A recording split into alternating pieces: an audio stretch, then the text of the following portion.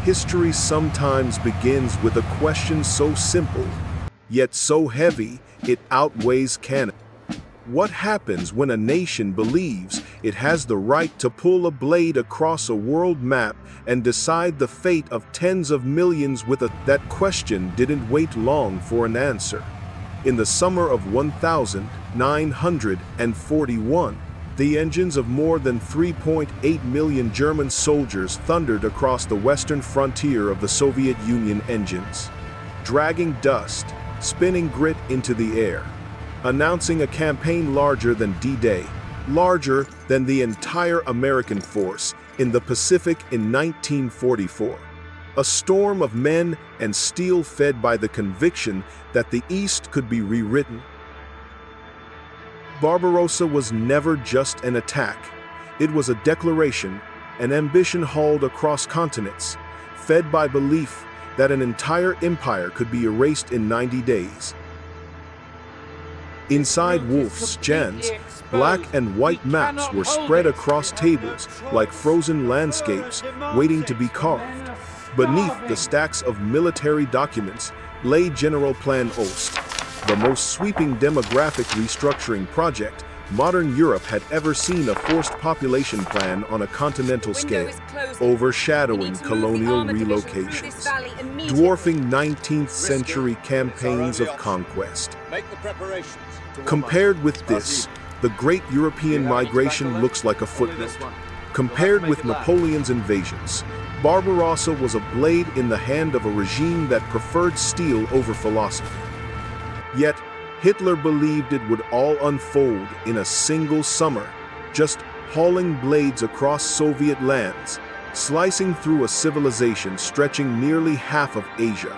But the omniscient narrator of history sees what ambition tries to hide. Beneath that confidence lay a chain of calculations built more on hope than reality. At dawn, on the 22nd of June 1941, Army groups North, Center, and South lunged into Soviet territory with such speed that even time itself seemed torn open. In the first 6 months, 3 million Soviet troops were captured or removed from the battlefield. Hundreds of cities fell.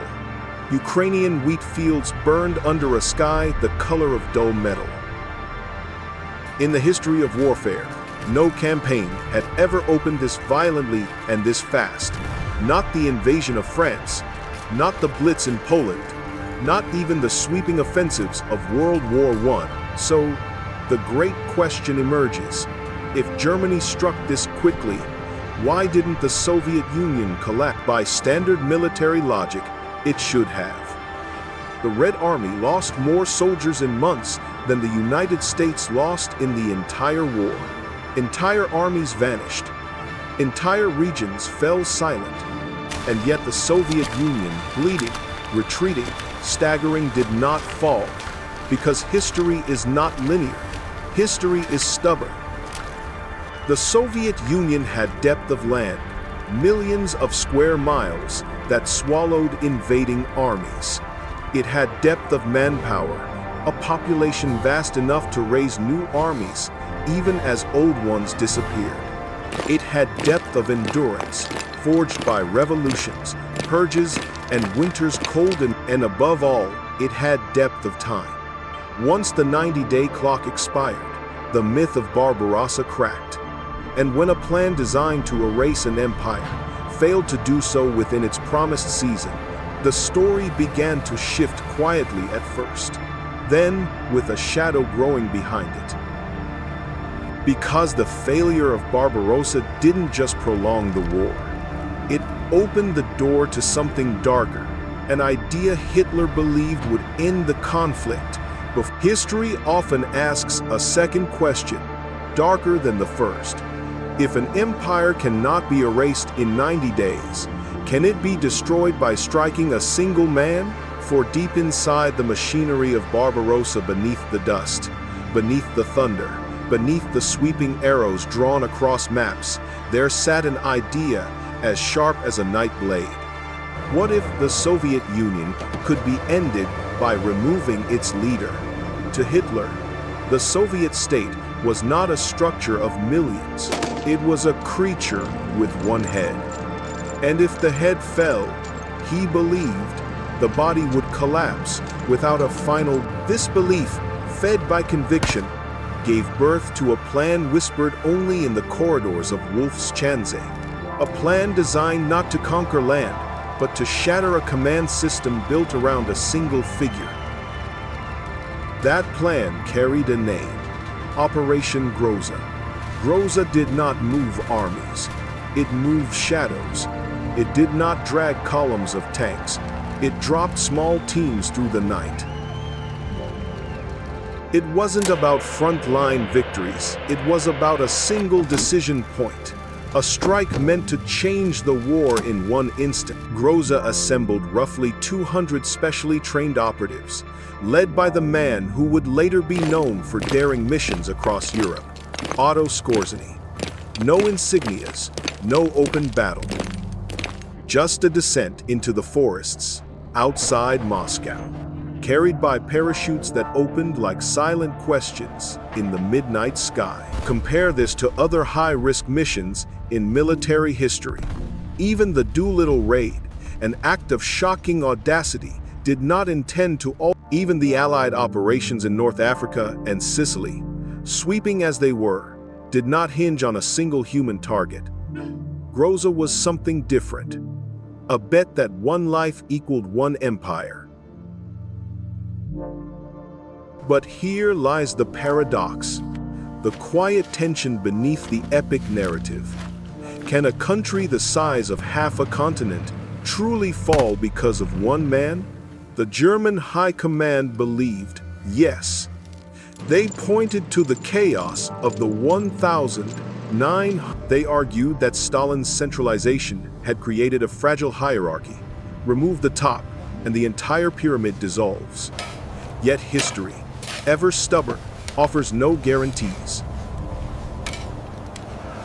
As the operatives drifted down into the cold forests west of Moscow, winter began, dragging dust into the winds, mixing snow with the exhaust of Soviet trucks scrambling to reinforce. Temperatures dropped toward 40 degrees Celsius, a cold so fierce it cracked machine oil and froze weapons. While Barbarossa advanced, something else unfolded. The Soviet system shocked. Bleeding began to reorganize faster than German intelligence expected. Factories were moved east. Entire populations relocated. Defensive lines carved through.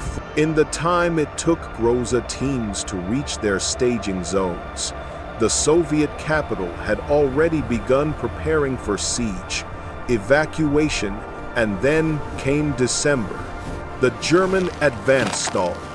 Soviet reinforcements from Siberia, fresh, disciplined, built for cold, and the counterattack struck like a steel hammer, pushing army groups center back 150 to 250 kilometers. In that chaos, most Groza operatives were intercepted, captured, or forced to scatter. Their mission didn't collapse dramatically. It simply dissolved, eroded by weather, by miscalculation, by the sheer scale of a nation refusing to fall. So the great mystery of Groza becomes clear. It was not defeated by guards or gunfire.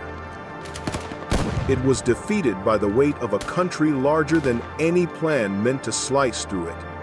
And when Groza failed, the war shifted again toward battles far larger, deeper, and bloodier than any commander had imagined. Because once the blade in the dark was broken, only one path remained: a full, grinding struggle. History often tells us that a failed plan doesn't simply disappear. It mutates. It reshapes the future. It drags entire nations with it. And so another question rises from the smoke of 1941. What happens when an empire builds its victory on a 3-month deadline, and the deadline expires? After the blade of Operation Groza snapped in the darkness outside Moscow, nothing about the war remained the same. A campaign once fed by belief now began to collapse under its own weight. The German advance, which once moved like an iron storm, found itself dragging dust across frozen roads, stalled, struggling, sinking into the depth of a land too large to swallow in one breath. If Barbarossa had been a sprint, the war that followed became a marathon run in iron boot. The Soviet counteroffensive of December 1941 did more than push back Army Group Center. It pushed back an entire worldview. It shattered the assumption that the Soviet Union was a colossus waiting to crumble. Instead, it revealed something older, harder, heavier, a nation built like a glacier, slow to move, but unstoppable once awakened. From here, the war shifted into a scale unmatched in human memory. Compare it with the Battle of the Marne. Barbarossa dwarfs it. Compare it with Verdun. Verdun becomes a chamber echo, the Eastern Front now stretched nearly 3,000 kilometers, a distance greater than the entire Western Front of World War I multiplied several times over. And as the front widened, Germany had entered the Soviet Union, expecting rapid victory. Instead, it entered a furnace that burned hotter with each season. By 1942, the dream of a quick war hardened into a grim reality, industrial mobilization on a scale unmatched even by the United States. Over 1,500 factories were moved east, beyond the reach of German bombers, an economic relocation the size of an entire nation. And then came the vast struggle where entire armies were swallowed by a city that refused to fall silent. The great pivot, Stalingrad. Stalingrad was more than a battle. It was a verdict. Here, the comparison becomes unavoidable. If El Alamein was the turning of a key, Stalingrad was the slamming of a door. When the German Sixth Army ceased fighting, when over 90,000 soldiers entered captivity, the myth of invincibility collapsed with them. From this point forward, Germany no longer chose the tempo of the war.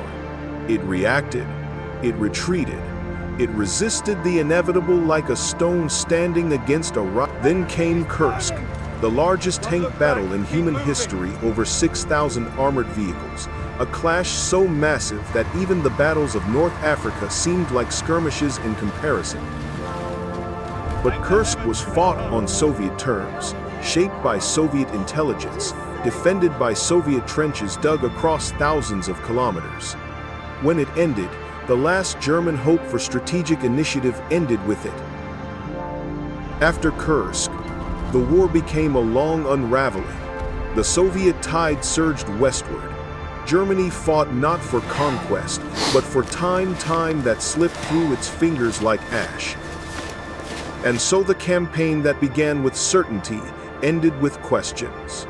What if the 90-day gamble had succeeded?